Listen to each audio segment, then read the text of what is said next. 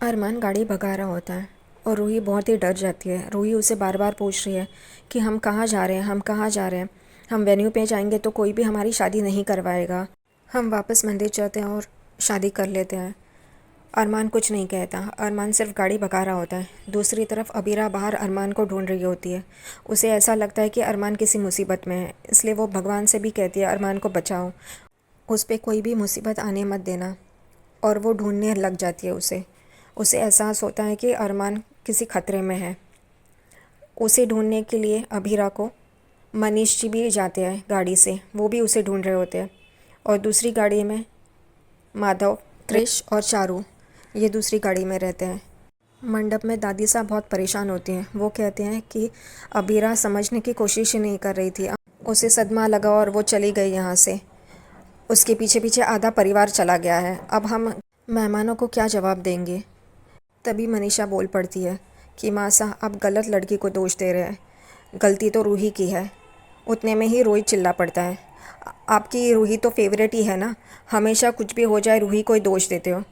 तभी मनीषा चाची रोहित को कहती है, तुम्हें पता नहीं रूही तुम्हारे पीठ पीछे क्या क्या करती है। रोहित गुस्सा हो जाता है और मनीषा चाची को कहता है कि रूही यहाँ पे नहीं है, फिर भी आप रूही को ही दोष देंगे। तो मनीषा चाची उसे कहती है, रूही यहाँ पे क्यों नहीं है, यही मैं पूछना चाहती हूँ, यही मेरा सवाल है, क्यों नहीं है वो यहाँ पे। और रोहित बोलने जाता है, उतने में ही संजय फुफासा उन दोनों को रोक देते हैं। कहते हैं, यहाँ पे हम किस मुसीबत में और तुम दोनों क्या झगड़ा शुरू कर रहे हो करके। यहाँ पे अरमान गाड़ी तेज़ चला रहा होता है। वो अपनी गाड़ी की स्पीड बढ़ा देता है। रूही बहुत ही घबरा जाती है। वो कहती है, चलो ना हम वापस चलते और शादी करते, घर वाले हमारी शादी नहीं होने देंगे, चलो वापस चलते हैं। तो अरमान कहता है कि शादी यही एक ऑप्शन है क्या, तो हम शादी नहीं करेंगे, हम एक होने जा रहे हैं और ऊपर जा रहे हैं हम। ये सुन के रूही बहुत ही डर जाती है। उसे समझ में नहीं आता क्या करना है। वो अरमान से कहते हैं, मुझे जीना है। और वो कार के दरवाजे खोलने की कोशिश करती है, लेकिन अरमान लॉक कर देता है, इस वजह से वो खोल नहीं पाती। वो अरमान को कहती है कि तुमने कार के दरवाजे लॉक क्यों किए है, खोलो। और वो अरमान को रिक्वेस्ट करती रहती है, रुको रुको, हम शादी करेंगे, हम ऐसे नहीं मर सकते, मुझे जीना है। लेकिन अरमान कुछ नहीं सुनता। अरमान गाड़ी भगा रहा होता है और सामने रूही देखती है कि खाई है और अरमान गाड़ी चला रहा है, वो रुक नहीं रहा है। तभी रूही गाड़ी का दरवाज़ा खोलती है और कूद जाती है और देखती है तो वो गाड़ी खाई में गिर गई है और वो अरमान अरमान करके चिल्ला रही होती है। उतने में ही उसे दिखाई देता है कि अरमान ऊपर आ रहा है। वो अरमान के पास वापस जाती है और कहती है, चलो अरमान हम शादी करते हैं। अरमान कहता है, अभी भी तुम इतनी बेवकूफ़ हो, मुझे समझ में नहीं आ रहा है तुम्हें क्या कहूँ। अगर तुम इतना ही मुझसे प्यार करती तो गाड़ी से नहीं कूदती, तुम मेरे साथ मरने के लिए तैयार होती, पर तुम गाड़ी से कूदी हो। तुम मुझसे प्यार नहीं करती, तुम सिर्फ ज़िद कर रही हो छोटी बच्ची की तरह। तुम्हें सिर्फ ज़िद करना आता है और ये प्यार नहीं है, तुम्हारा ज़िद है। और मैं सिर्फ अबीरा से प्यार करता हूँ, तुमसे नहीं। और वो वहाँ से चला जाता है उसे खरी खोटी सुना के, और वो रोती रहती है। यहाँ पे अबीरा भी वहाँ पे आ जाती है जहाँ पे अरमान और रूही रहते हैं। अरमान और अबीरा एक दूसरे को देखते हैं और वो एक दूसरे के गले लग जाते हैं। अभिरा अरमान से पूछती है, क्या हुआ, तुम यहाँ पे क्या कर रहे हो, क्या हुआ, तुम्हारी ऐसी हालत क्यों हुई। तो वो भी अभिरा को देखता है और कहता है कि रूही ने पहले से ही बहुत अच्छी तरह से प्लानिंग की थी। अभिरा को समझ में नहीं आता। अभिरा कहती है, क्या हुआ, रूही ने क्या। तो वो उसके गले लग जाता है। उतने में ही रूही वहाँ पे आ जाती है। अभिरा उसे देखती है, उसने भी वैसे ही जोड़ा पहना रहता है जैसे अभिरा ने खुद ने पहना है।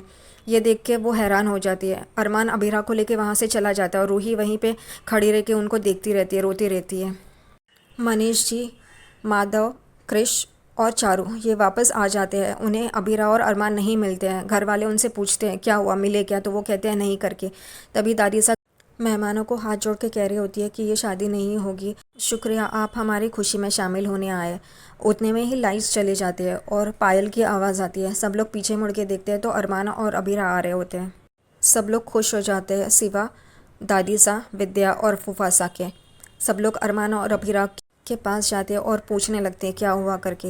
तभी वो कहने ही जाता है अरमान, लेकिन अबीरा उसे रोक देती है और कहती है, चैटिंग का वक्त नहीं है, हमारी शादी का वक्त है, चलो हम शादी करते हैं करके। और सब लोग हंसने लगते हैं। मनीष जी अरमान से माफ़ी मांगते हैं। वो अरमान से कहते हैं कि मुझे माफ़ कर दो, मैंने तुम्हें गलत समझा था, इस वक्त भी तुम शादी से भाग गए हो करके। तभी अरमान कहता है, आपकी गलती नहीं है, आपकी जगह अगर मैं होता तो मैं भी यही करता। तभी मनीषा मनीष जी से कहती हैं, चलो चलो अब इन दोनों की जल्द से जल्द शादी करवाते हैं और कुछ होने से पहले। तो मनीष जी कहते हैं, सही है, जल्द से जल्द शादी करवाते हैं। तभी मनीष जी मनीषा से कहते हैं हम दोनों के ख्यालात कितने मिलते हैं, तो वो कहती है हाँ हमारे नाम भी तो मनीषा और मनीष, तो वो हंसने लगते हैं।